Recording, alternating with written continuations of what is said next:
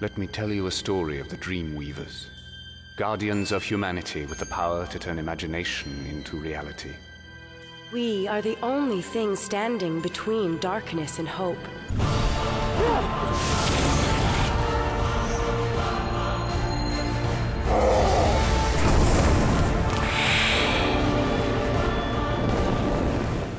Mind's Eye is a fantasy adventure series. It's about a young boy named Ilya going through his coming-of-age story. He, again, is just a young boy seemingly living a regular life in sort of a miscellaneous suburban town, you know, playing with his friends, riding bikes, going to school, that kind of thing. What he doesn't know is that all of his best friends who surround him are this magical group of characters called Dreamweavers. Which is sort of a magical being influenced by history that have lived for hundreds of years that can manifest reality through thought. Essentially, they have the power to alter reality, the very fabric of reality, with their imaginations. So they can believe themselves to be an adult, they can turn into an adult. If they believe themselves to be a child, they can manifest themselves as a child. They can change the world around them in a whole whack of different ways. Angelic and demonic forces are within this world, and both of them are trying to take this boy down, this one central kid who is prophesized as a chosen one. And they're trying to take the kid down and use this kid as a tool to end an ancient war between the angels and demons. If a knight were to face a ninja in battle, the ninja would for sure win. Think about it. Knights are slow, clumsy, and inaccurate. A ninja would run circles around one. I didn't even know where to start telling you what's wrong with that. Are you serious? Ninjas are like tigers. They lurk in the shadows, waiting for the perfect moment to strike, and then BAM! They'll eat your face. The Dreamweaver heroes are just human beings that have this power that have taken it upon themselves to protect the boy. But they have to keep the boy innocent, which is where the humor of the story comes, where you have this duality. And so they manifest themselves into children and grow up with this main boy as his childhood friends. What do you think you're doing? We need to find Nadia. Yeah, but you don't know where you're going, you don't know what you're looking for, and you don't know what to do once you find it. Well, Mind's Eye actually comes from probably, I'd say, close to 19 years ago. Not to try and give away my age or anything, but you know, when you're a kid, you go out and you play the imaginary games, and my friends and I used to go out and get hockey stick swords, and we used to stick fight in the woods, and we used to play, like, not serious stick fighting, but just fun stick fighting in the woods, where we would use our imaginations to pretend that we were heroes that didn't actually exist in history. When I decided to get into filmmaking, it was my first opportunity to make a film, and therefore I decided to pay homage to my childhood years that we spent playing these games. Into the woods? No way, we have to see if our parents are still alive. Let's go to whoever's place is closest. And fast, please. I'm the closest, just a few blocks. The original idea was about children using their imaginations to turn into heroes, to fight off a zombie invasion or some evil force, and then go back to being children. Now, the film was my first film, so, you know, it was pretty rough around the edges, but it was a great opportunity at the time, and it was a wonderful learning experience. From there, I couldn't really let the idea go about the, kids turning into heroes and then going back into kids again and using the power of imagination. I kept going with this idea, writing shorts and a couple of features, and all of them sort of went to the trash bin because I just couldn't wrap my head around it.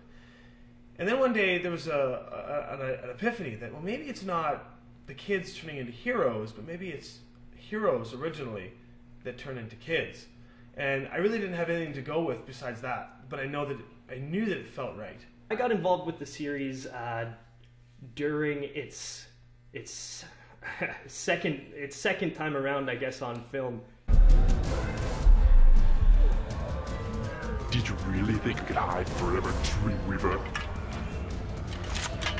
You can't win against me. My darkness is real. You are but a fault. It's not my fate to win, it's his. I'm gonna enjoy this. And what I was doing on that is I was playing the role of Mark, again, the knight. And through that, Tom Goffin and I started to talk about what we could do with the story, where we could bring it, and started to collaborate with each other to try and really build the Mind's Eye universe based on the seed that was the two films that came before. And so we spent a lot of time talking about the characters and the plot lines and the story. We, for a while, were developing seasons worth of content that were meant for longer episodes. Eventually whittled down what we wanted to tell into this season, this first season, at least the beginning of the story meant for web, and we also started to work on backstories and that kind of thing. Miners of the Dreamweavers. Not yet, Master, but we're close. Shadow's hand is watching every schoolyard, every park. They can't hide. Good. And with the proper convincing, they may yet join us after all. As a producer, I took to doing the production work while Tom was writing. It's a nice process to be able to write because you get so used to hearing your own words, I guess, in your head, and eventually hearing other people say them. But when you actually have to sit down and read your own lines and try to bring them to life, you start to really realize the lines that you like and that you don't like. And you spend a lot of time going back and tweaking and saying, okay, this sounds maybe a little bit too much like how I specifically talk, or, this sounds great in my head, but it doesn't sound right when you're actually delivering it. My job was had its own strengths in the sense that we had to deal with casting children. So we had a lot of auditions with children. We had to deal with the fact that most of our locations were going to be outdoors in the sunlight. So we had to deal with power issues in the woods. We had to deal with locations around town. We had to deal with equipment. We had to deal with getting some financials together. And that was really the biggest challenge at the beginning of the show, was to try and find enough funding to be able to at the very least, feed the people. And, so we had to get some funding together. There were some contracts, there were legals to work out. There were so many different factors that we had to put into place that it was quite the ride in pre-production. As promised, here we are, New York City Comic-Con. Shadow's minions are everywhere. When we actually had the show shot, and we showed the trailer for the first time in a couple of conventions such as the New York Comic-Con, the Toronto Fan Expo, when we were at those places and we had hundreds of people walking by us, the common feedback we would get would be, oh, so is this a feature film? And no, this is a web series. This is a web series? What? Yeah, so it was there was a sense of disbelief that we could produce something that had a production look to it that wasn't very, very, very indie. It's still indie. We're not trying to say this is like an Avatar, but we definitely put a lot of effort into trying to make sure that it had a cinematic feel to it as opposed to an indie web series feel. Fight as a team. We can't take him alone.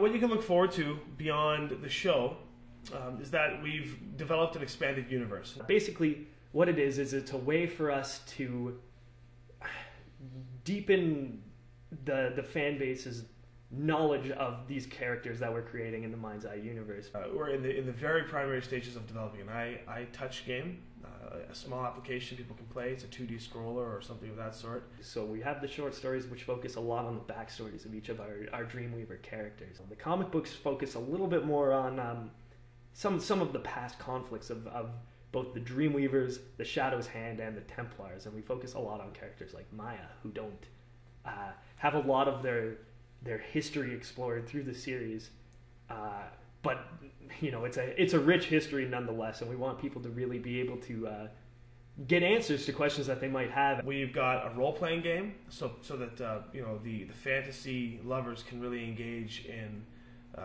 developing their own characters in this universe. The novel, The Traveler, focuses on sort of almost a Dreamweaver legend, a part of the Mind's Eye story that even to the characters is not concrete. You can also look forward to free downloads, banners, avatars, all kinds of cool stuff like that. Some phone jingles and things. You can look forward to the score. You can look forward to the show. Season 2, hopefully. Heads up! Oh, you're natural. Trials will be a breeze today. Yeah, I think I'm actually getting the hang of it. Darius, go on. Man, nice shot. Did you see his face? We don't really know the direction we're going to go with this. We're just going to sort of just keep doing what we're doing and developing fans and hoping for the best. I mean, we hope that whatever comes to the table is nothing but a positive, advancement. The one thing we will not do is we will not sell out to a network. We won't let some existential power come in and take control of it and tell us what we have to do with it. We want to listen to the fans. We want this to be a fan-driven piece. So if the fans like what we're producing, we're going to keep producing that. If the fans, if the fans don't want to lose this story, we're not going to let them lose this story to a larger company just because there's money involved. So we have second, third, fourth, and fifth seasons with idealized. We have a feature to end it, and so really what it comes down to is just hopefully we can draw enough support and enough funding, and hopefully the show gets large enough that we have enough control to keep going forward. What makes Mind's Eye different? I think that the part of Mind's Eye that really sticks out for me is the fact that each hero's destiny lies within their own, not even just themselves, but within their own imagination. The idea that ultimate power doesn't come from your ability to wield a weapon. It doesn't come from your ability to be stronger or faster or smarter, as much as power within this universe comes from your own belief and your own sort of fortitude, your own desire to be better than you are, desire to overcome any obstacle, and the ability to envision where you want to be and getting there. You're awake. Darius, where am I? What's happening to me? I need to tell you something very important, and I need you to stay calm. All things considered, I think I'm staying pretty calm. I never finished my story. I don't want to hear stories, Darius. I want to know what's happening. Fine. People can see Mind's Eye either at our website, mindseyeseries.com. That's where you can go find all the extended universe. You can watch all of our behind-the-scenes videos. We've got about 40 of them up now, ranging everything from the script development right down to, we're speaking with our art director about post-production effects and whatnot. We have our YouTube space, which is www.youtube.com/mindseyeseries with all one word. We can go to Facebook. We have a Facebook group. You can follow us on our Twitter, and we have a MySpace. So you can check out all those different areas and find things out.